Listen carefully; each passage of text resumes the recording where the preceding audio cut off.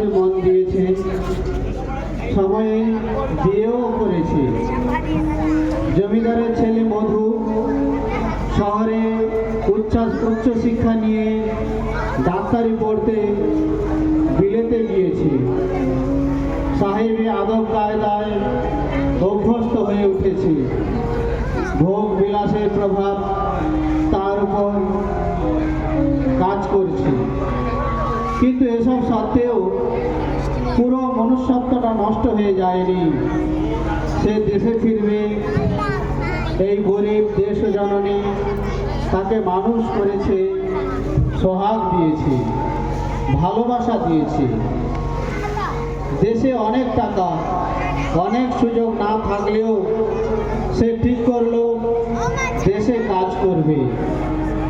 শিক্ষার শেষে সে কলকাতায় চেম্বার করেছে। বেশ প্রচার, খুব নাম হয়েছে। সে বিয়েও করেছে।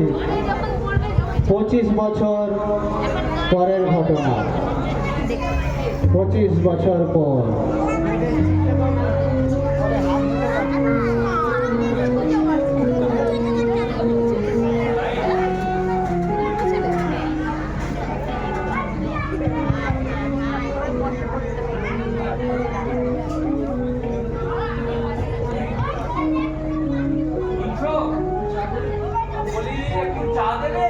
দেব, একটু দেরি হবে। ঠিক আছে, দেরি হোক, কিন্তু সাত সকালে এত রুক্ষ মেজাজে না বললেই কি চলতো না? ও কথা সকলেই বলো, তুমিও বলো, তোমার কাজের মেয়েটাও বলো, কিন্তু কেন করি ভেবে দেখেছো? আচ্ছা, তুমি এত কথা বলছো কেন? প্লিজ। কেন? তোমার কাজের মেয়ে তুই এসেছে?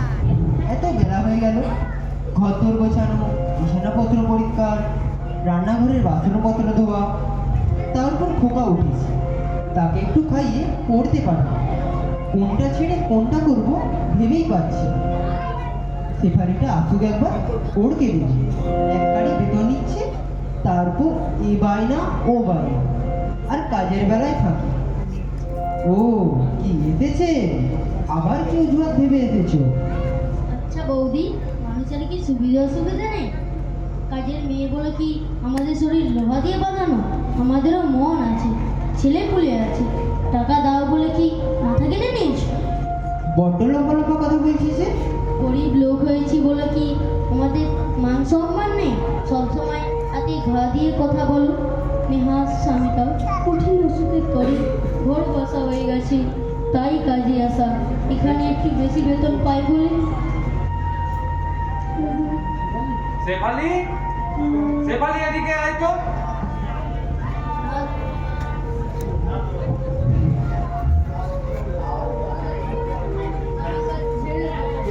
না দাদা বাবু, আমি কাজ ছেড়ে দেবো।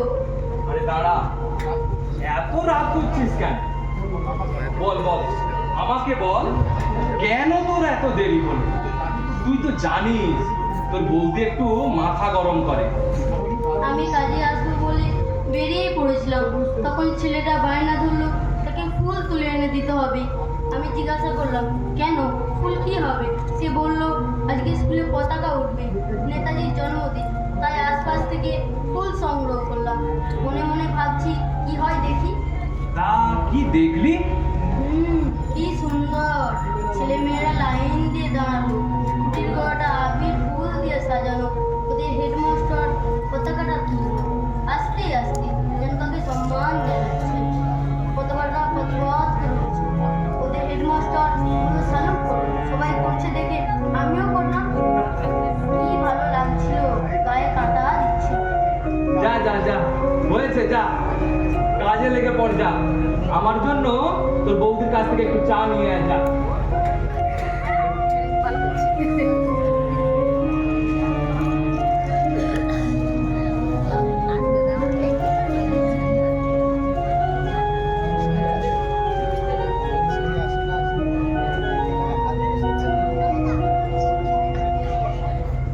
শুনছো? বলি, আজ তো নেতাজির জন্মদিন, খোকা স্কুলে যাবে না? স্কুলে পতাকা উঠবে তো? জানি, তাতে কি হয়েছে? আজ ওর অঙ্কের টিউশন মাস্টার মশাই ডেট আছে, সপ্তাহে উনি 2 দিন পড়ান। তার একটা ডেট মিস করলে ও পিছিয়ে পড়বে না? যা কম্পিটিশনের বাজার। আজকের দিনে নেতাজির মতো বীরদের সম্মান প্রদর্শন করবার প্রয়োজন নেই বলছো? তাদের জীবনী, তাদের বাণী, এগুলো শোনারও প্রয়োজন নেই বলছো তুমি? তোমার সঙ্গে আমি তো তর্কে যেতে পারবো না। দেশ যেমন করে চলছে তেমন করেই চলতে হবে। টিউশনির মাস্টার মশাই রেট পাল্টাবেন না, তার অন্যদিন ফাঁক নেই। তাহলে কি আমার ছেলে পিছিয়ে পড়বে? দেশটার কি হলো? এদের আজকের দিনে নেতাজির মতো বীরদের সম্মান প্রদর্শন করতে না শেখালে এরা কি শিখবে? এরা আমাদের আমাদের বাবা মায়ের আত্মত্যাগের কথা, কষ্টের কথা এরা ভাবতে পারবে? মর্যাদা দেবে আমাদের? না, তা তো সম্ভব নয়। তাই আজকাল বাবা মা বেঁচে থাকতে থাকতে রোজগেরে ছেলেগুলো পৃথক হয়ে যাচ্ছে। বাবা মাকে বৃদ্ধ বয়সে সেবা সাহায্য দিচ্ছে না। বুড়ো বুড়িরা ঠাঁই পাচ্ছে ওই বৃদ্ধ নিবাসে।